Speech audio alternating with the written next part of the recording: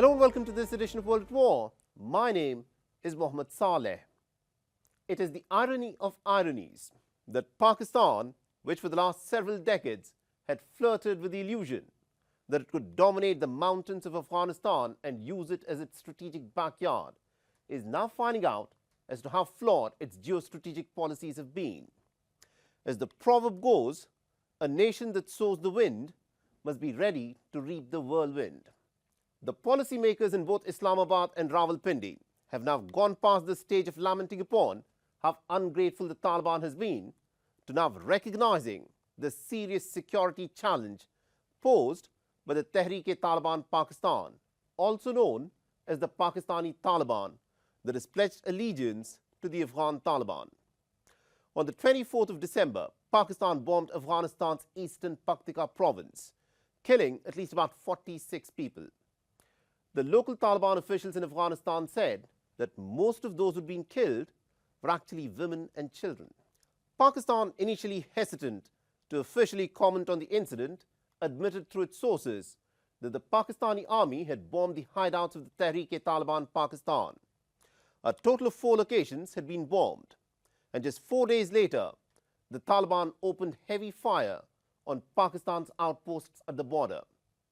Islamabad condemned the incident as an unprovoked attack by the Taliban, but Kabul hit back by claiming that the heavy fire of the border outposts was in retaliation for the Pakistani airstrikes on Paktika. And soon there were reports that the Pakistani soldiers were moving in to occupy the Wakhan corridor, Afghanistan's chicken neck corridor that connects the country with China. But the Taliban was quick to deny that the Pakistani soldiers were nowhere in the Wakhan corridor. On the 10th of January, the Tehreek-e-Taliban Pakistan captured 18 Pakistani nuclear engineers in the Dera Ismail Khan district of Khyber Pakhtunkhwa province. For years, the ISI had been the mentor and the benefactor of the Taliban. But now, the Afghan Taliban, through its proxy, the Tehreek-e-Taliban Pakistan, has carried out repeated attacks inside Pakistan. The triumph of the Taliban in Kabul energized the rank and file of the Tehreek-e-Taliban Pakistan. TTP-related violence in Pakistan has dramatically surged, with nearly 1,000 deaths reported, primarily amongst the security personnel in 2023. The violence continued in 2024 as well, with the Center for Research and Security Studies, an Islamabad-based think tank, described as the deadliest year in nearly a decade. According to the Islamabad-based think tank, 2,526 people were killed in attacks in 2024, including nearly 700 security personnel, 900 civilians, and approximately 900 militants. These figures mark the highest death toll since 2016, when 2,432 fatalities had been recorded. It is another irony of ironies that the very strategy of a war by 1,000 cuts that was deployed by Pakistan against India is now being used by the Tehreek-e-Taliban Pakistan against the Pakistani state. Make no mistake about this, founded in 2007, the Tehreek-e-Taliban Pakistan shares a common ideology with the Afghan Taliban. The Tehreek-e-Taliban Pakistan stated objective is the subversion of the Pakistani state as it exists to establish a new form of governance that would adhere to the Taliban's narrow interpretation of the Sharia law. So how does Pakistan find itself in this predicament? Well, it all started in 1979 when the Soviets invaded Afghanistan. The American CIA poured weapons and other resources to back the Afghan Mujahideen. Pakistan's then president, General Zia-ul-Haq, who feared that the Soviets might invade into Balochistan, allied closely with the CIA against the Soviet presence. It was under General Zia that Pakistan swung decisively in favor of a policy of radicalization. An estimated 90,000 Afghans, including the likes of Mullah Omar, the founder of the Taliban, were trained by Pakistan's ISI during the 1980s. Pakistan believed that it could use the turmoil and instability of Afghanistan to its advantage by backing a radical, hardline, obscurantist group which had no vision of a modern world. When the Taliban was formally formed in 1994, Benazir Bhutto, the then Pakistani Prime Minister, called the Taliban her children. After the 9/11 terror attacks, when the United States went after the Taliban in a relentless campaign of bombing to smoke out the Taliban, as Donald Rumsfeld put it, Pakistan, under yet another military general, Pervez Musharraf, flouted George Bush's ultimatum: either you're with us or against us. He decided instead to both run with the hares and to hunt with the hounds. In fact, Musharraf has gone on record to praise the Taliban and also the Haqqani network. What Pakistan could not have predicted was the nature in which the Taliban would metamorphose over the decades. The genie of radicalization, once released from the bottle, is unlikely to go back. The Taliban is flush with the victory that it has won over the Americans. It no longer sees Pakistan and the ISI as its benefactor and tutor. The TTP stated objective, as we said, is to destroy the Pakistani state as it exists. The Talibs, that is the students of the ISI, are now knocking on the gates of Pakistan to give an examination of the very lessons of insurgency that they had learned from the Pakistani generals. This is Pakistan's war by 1,000 cuts, and it will have to fight it out at a time when its economy is in a pretty bad shape, when the Americans have no initiative to assist them, and when China, Pakistan's all-weather friend, views the Taliban favorably. The thorny plant of religious extremism, which Islamabad watered in the graveyard of the empires, now threatens to consume Pakistan.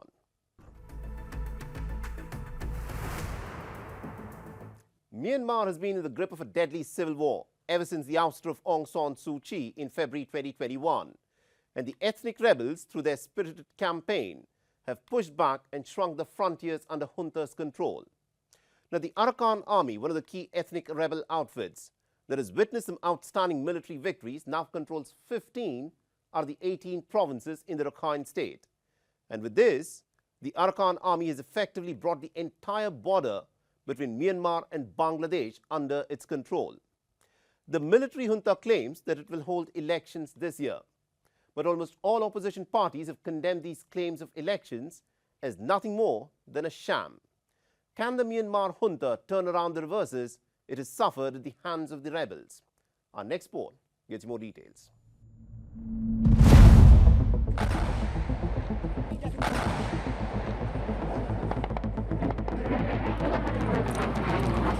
This video, put out by the Arakan Army ethnic rebels, will give you a glimpse of the ferocious fighting that unfolded for the capture of An, a Myanmarese junta's regional army headquarters in the Rakhine State.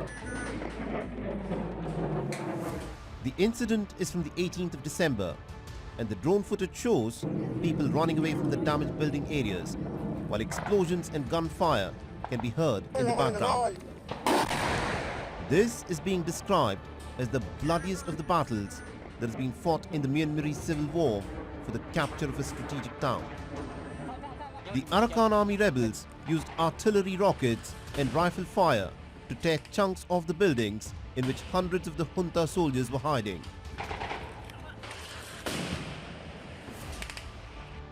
For the coup leader General Min Aung Hlaing, this was yet another humiliating defeat after a year of military setbacks. For the first time, his regime has lost control of an entire border that is 270 kilometers long, dividing Myanmar from Bangladesh, which is now wholly under the control of the Arakan Army. In fact, the Arakan Army rebels now control pretty much the whole of the Rakhine province except for the capital city of Sittwe. The Myanmar junta is now trying to stage a counterattack. An airstrike by the junta on a village under the control of the Arakan Army has resulted in the death of over 40 people and has injured 20 others. In the Shan and the Kaya states, the ethnic rebels have used drones with deadly effect to push back the Myanmar junta. But the junta too has been readjusting its strategy as well, countering the crude drones brought in by the rebels with drones that the junta has purchased from China for both combat and surveillance. We don't know the type of drones that military are using, but these drones are using advanced technology. Their drones can fly higher than ours. Their drones can fly between 1500 meters to 2000 meters, and our drone jammers can't cover them. The people of Myanmar, who've been repeatedly displaced in the civil war, lament over the living conditions that they've been reduced to. Food is scarce, and young men are often forcibly recruited by the junta to fight the insurgency. Before the coup, our family was poor, but we had good living conditions in our house and we could store rice from our fields. After that, we lost everything in the war. My husband said we used to be humans, but now we are like dogs. He is very depressed and drinks a lot. It is like a misfortune in our family and we are suffering.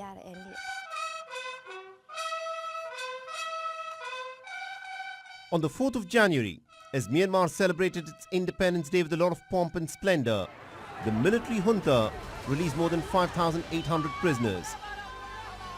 Among those still imprisoned by the junta is the country's former leader and Nobel laureate Aung San Suu Kyi. The 79-year-old is serving a 27-year-long sentence tied to criminal charges that range from incitement and election fraud to corruption.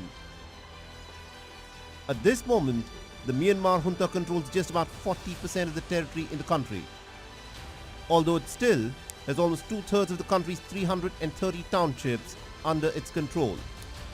But the clock is ticking. The rebels have been emboldened by their success, and the junta will find it extremely hard to turn the tide of this war.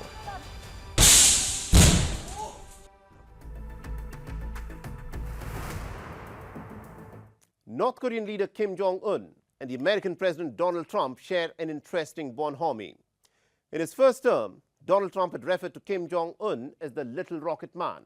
And just weeks before Donald Trump's inauguration for his second presidency, Pyongyang has tested a new hypersonic intermediate-range ballistic missile, which according to North Korea, will reliably contain any rivals in the Pacific region. The Biden administration that is on its way out believes that Russia has plans to share advanced space and satellite technologies with North Korea. And much to the chagrin of Washington, Antony Blinken, who was in Seoul this week, has said that in his assessment, Moscow is now very close to reversing its decades-long policy for denuclearization of North Korea. So how good is this new hypersonic missile that was tested by the North Koreans? And what message is Kim Jong-un trying to send to Washington? Our next poll gets more details.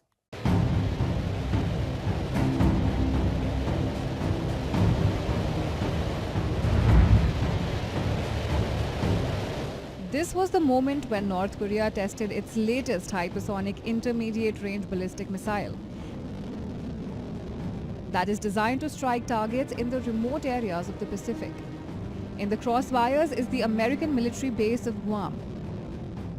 The test flight of this new hypersonic ballistic missile was personally monitored by Kim Jong-un alongside his daughter Ju-ae.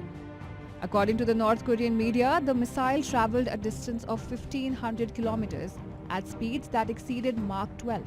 That is 12 times the speed of sound, with the missile reaching a peak altitude of 100 kilometers before the hypersonic glide vehicle separated from the missile to evade interception and to deliver precision strikes. But what has ruffled feathers of military strategists in Seoul and in Pentagon are the North Korean claims that this new missile performed a pop-up maneuver before separating from the hypersonic glide vehicle.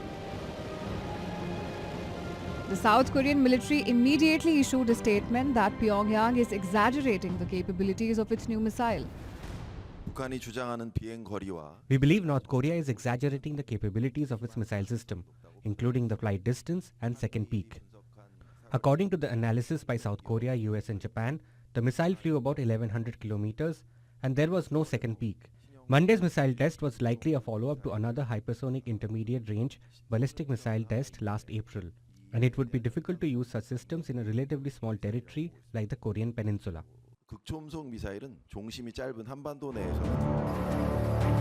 Just a handful of nations such as Russia, China and Iran have hypersonic missiles,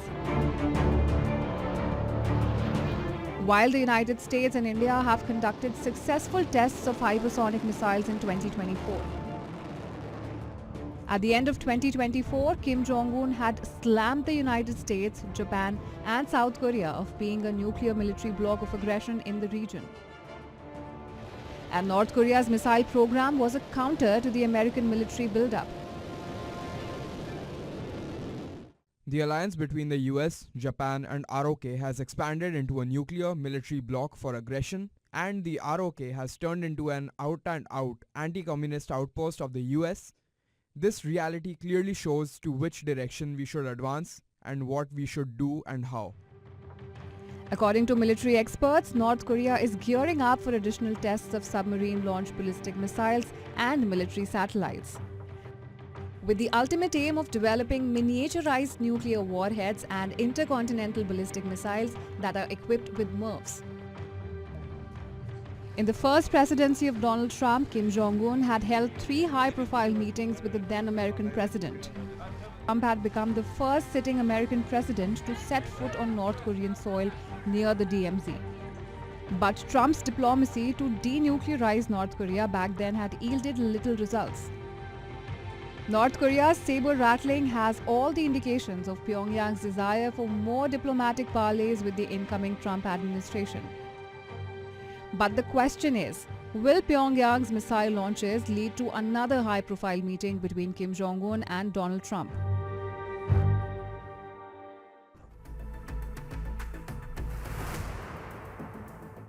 The beginning of the year 2025 has brought in a new intensity in the conflict in the Democratic Republic of Congo.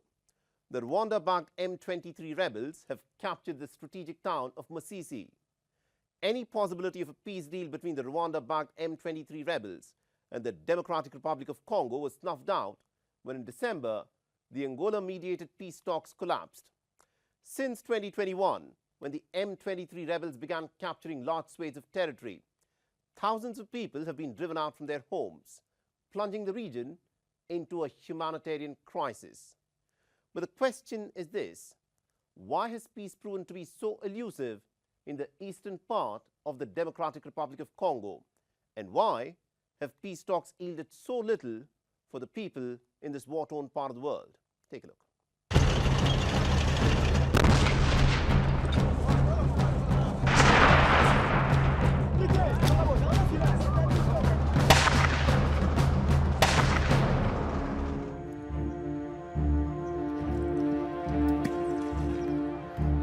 An uneasy calm looms over the streets of Lubero.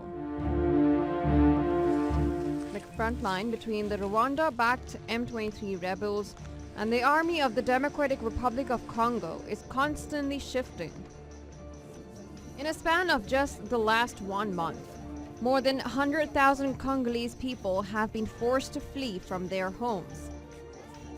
The key towns of Masisi, with a population of more than 40,000 people, have been captured by the Rwandan-backed rebels, just 80 kilometers north of Goma.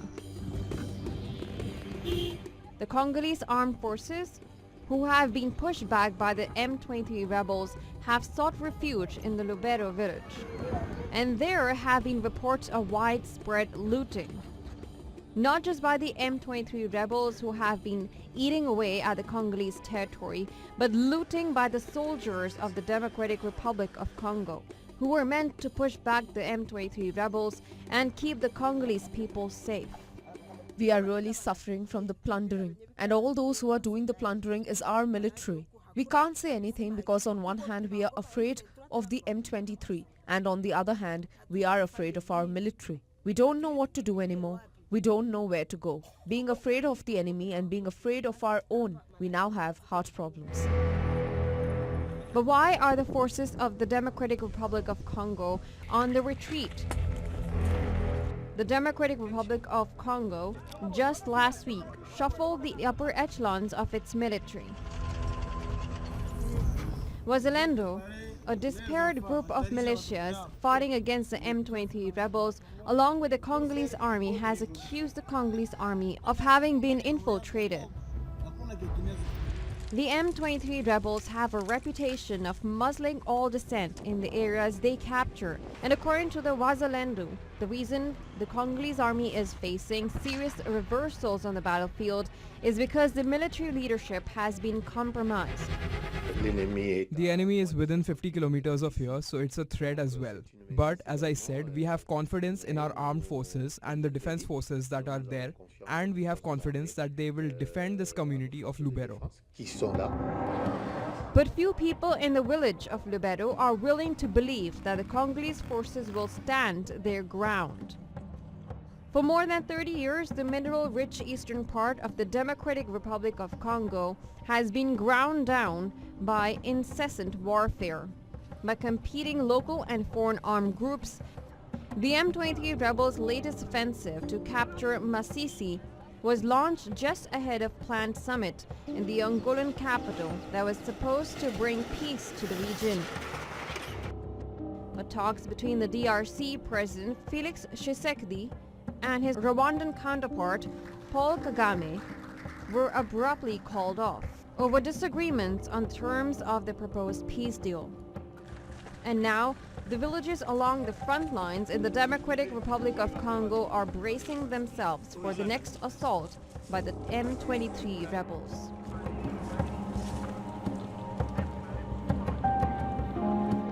And with that's a wrap on this edition of World at War. And if you want to reach out to me with any comments, feedback or suggestions, please feel free to do so on the ID that you're seeing on your screens. I'm your host, Mohammed Saleh, and I'll see you again next week.